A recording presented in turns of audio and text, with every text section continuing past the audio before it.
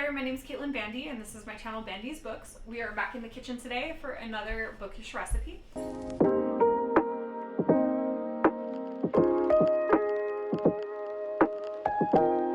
And the bookish recipe that we are featuring today is from the book Love Saffron, and I got this off of NetGalley, this book published at the end of March.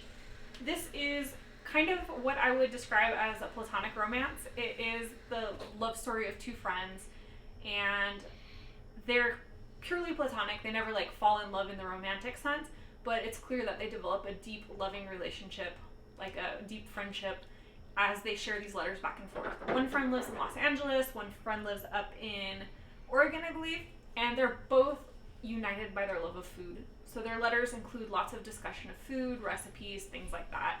And as they get to know each other, it includes discussions of what's going on in their life. It's a really sweet book. I read it on an ebook format. Like I said, I got it from NetGalley as an ARC, and I really enjoyed it. It was a 5-star read for me, one of my favorites of the month, and I highly recommend it. So if you have a chance to check out Love Saffron, make sure you check it out. I will probably be buying a nice hardback copy of it to go on my cookbook shelf, just because it's so food related. And because it was so food related, of course I had ample options for recipes for this book. At one point they do talk about a risotto Milanese in the book. I don't want to read you like the specific letters that they talk about the food, because unfortunately like there's spoilers throughout these different letters, but they, like I said, food is a big theme, and at one point they talk about the proper way to use saffron and how to make a risotto Milanese.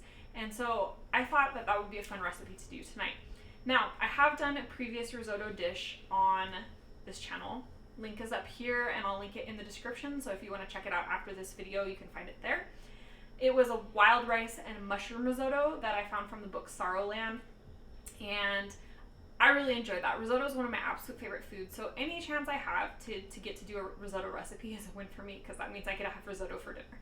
So we're going to take it back and do a really simple, nice, proper risotto. I ate this several times when I was in Italy. I have a dear friend, Chiara, who lives in Milan, and so I made sure to stop in Milan when I was in Italy, and she took me out for lunch and made sure that I had a proper risotto Milanese. So I have had it in the city that it's named for, the way that it's supposed to be done, and I'm so excited to do my own version of it at home in honor of this lovely book that I read. So this is a relatively simple dish. We're going to need a ladle, a knife, a whisk, a cutting board, and a deep saute pan. And then in terms of ingredients, we're gonna have some good quality chicken broth, some black pepper, garlic, shallots, butter, Parmesan cheese, heavy whipping cream, white wine. We're gonna use some arborio rice, and the most important part, some saffron.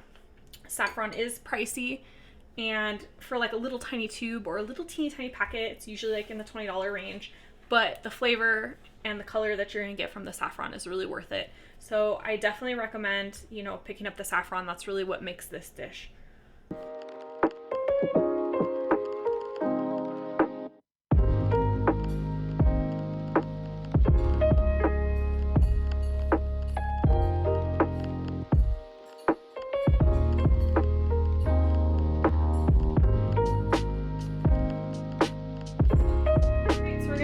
By melting our butter in our saute pan.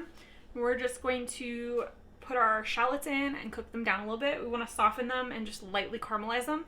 We're not going to get them really, really dark. We just want to get a little bit of light color on them to give this a little bit of flavor and depth. All right, so we're going to turn the heat to medium, and we're going to add our shallots.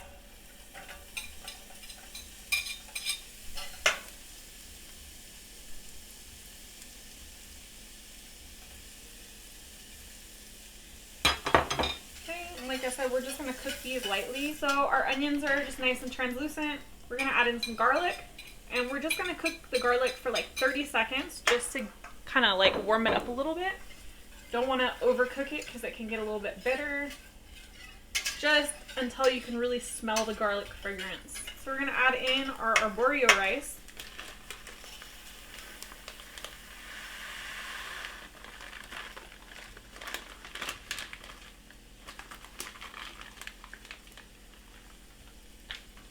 We're just gonna mix that in, let the rice cook a little bit. Okay, so we've cooked our rice for a couple minutes.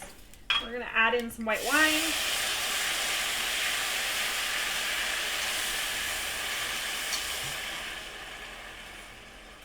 Okay. And now starts the laborious process of risotto making. So if you've never made risotto before, the key is moving the rice pretty much constantly. So a lot of people think that there's like a lot of cream and cheese in risotto, and don't get me wrong, there's some cheese and cream and stuff in there, but what gives it that really creamy, luxurious texture is actually the movement of the rice. So here in the States, most commonly you see people whisk their rice like grits. You know, you just sit there and whisk it and get it nice and creamy. But in Italy, in a lot of places, they actually like flip it in the pan. And I am not that skilled with it, and I don't want to make a huge mess in my kitchen, so I'm not going to even attempt to demonstrate. But either way, the movement of the rice is what creates this luxurious texture.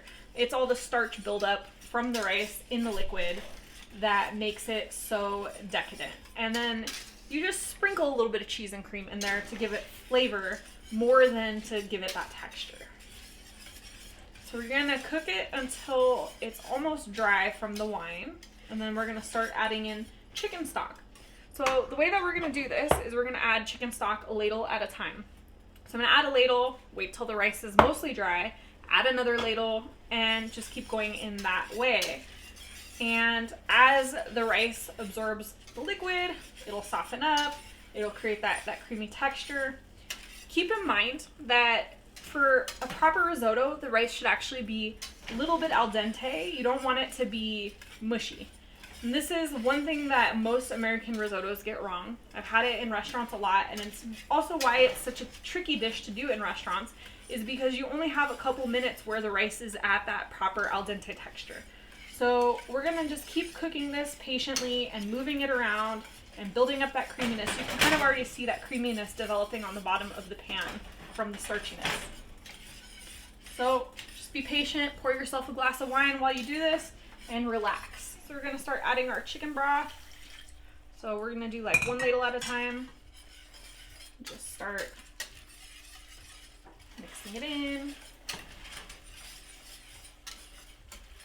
And we're gonna add our saffron as well, actually, at this point, which is what is gonna flavor this and give it its bright yellow color. Start stirring, cooking.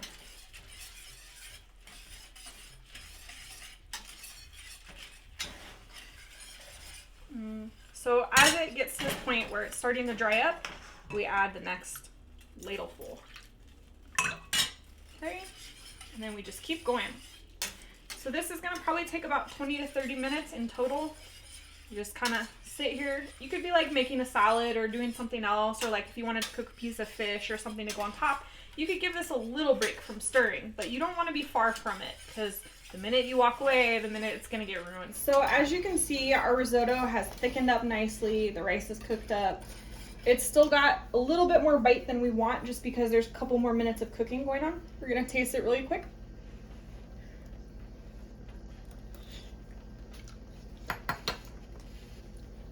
Nice. Okay, the rice has a little bit of bite. It's right where we want it to be. So this is gonna go pretty quickly. I haven't really seasoned this. I added the saffron, and I did add some black pepper during the cooking process, but I didn't really add any salt because we're gonna add a bunch of cheese and cream and all that kind of stuff, and it can get too salty too fast. So I like to salt it at the end. I did, you know, like you can add like a tiny little pinch during the cooking process, but don't add a whole lot. So we're gonna give this a nice little splash of heavy cream, mostly just to enhance that creaminess and the flavor.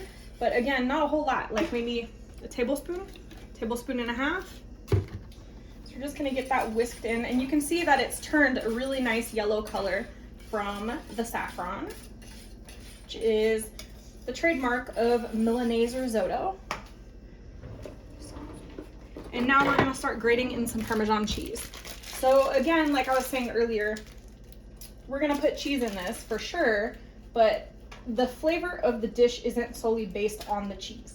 There's other things going on in here. We've got the shallots, we've got the wine, the garlic, we've got you know, the saffron, pepper, good quality chicken stock. So we're not relying on cheese for the flavor. This is just to enhance it. And you want to use a good quality Parmesan on this instead of using like bagged shredded cheddar, or I mean, Parm. You want to use like a block of Parm and grate it yourself. It's going to give you a much better result. The reason is that those Parmesans that are like the stringy bags of Parmesan cheese, they're okay if you're just gonna like sprinkle them on something, but when you try to do them in a dish like this, it's just gonna make this like a gloopy mess. Okay. And the other thing is we want our risotto to be loose. Oftentimes here in the US, people make their risotto really thick, like it's like almost like you could spackle a wall with it. You want this to have some give. There should be some liquid in there. So now that we've added some cheese and cream, let's recheck. Oh yeah, so we need to add a little bit of salt for sure. And then we're gonna add a little more cheese. And after that, this should be finished. So our dish is finished. As you can see, we have a nice, creamy, loose, bright yellow risotto. We're gonna ladle some into our bowl. And we're just gonna hit it with a tiny bit of Parm on top. Make it look nice and pretty. That is our beautiful, creamy Risotto Milanese. So let's give this a try.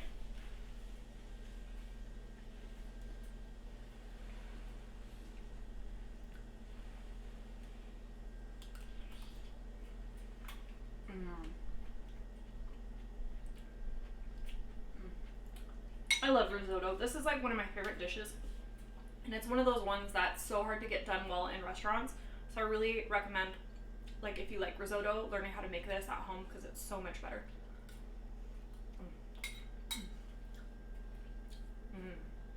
Okay, that's it. Bye. Just kidding. So this is a relatively easy risotto. Really enjoyable. It's a great base for different proteins. We're doing ours with shrimp tonight because we need a little bit of protein to add to it. But you could do it as a side for like an osso buco. You could do, you know, some steak on top, chicken, or you could add in like some veggies, some mushrooms. You could do it just plain by itself. It's very versatile, very delicious. Seriously, so good. All right, well, again, this recipe was inspired by the book Love Saffron. It just recently came out. You should check it out. It's a really cute story about two friends who bond over their love of food, and it will definitely leave you with the warm, fuzzy feelings, as will this recipe for the risotto that came from it. So leave me a thumbs up if you like this recipe. If you like other Bookish recipes, look up here. I have my Bookish recipe playlist. It'll pop up and you can check out all the other dishes I've done so far. There's lots of good ones there. And leave me a comment below. Let me know if you've ever made risotto at home. I hear all the time that people are super intimidated by this dish, but really it's pretty simple as long as you're just patient with it. And if you don't already subscribe to my channel and you'd like to see more Bookish content, including TBRs, book hauls, Bookish recipes, little free library road trips, and more, you know what to do. Hit the subscribe button down below and we'll see you in the next video. Bye.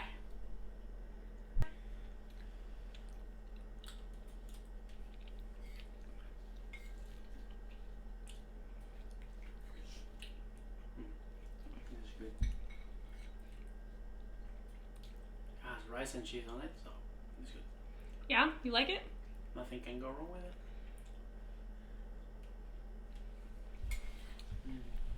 There you go. Boyfriend tried and tested and approved. Bon appetit.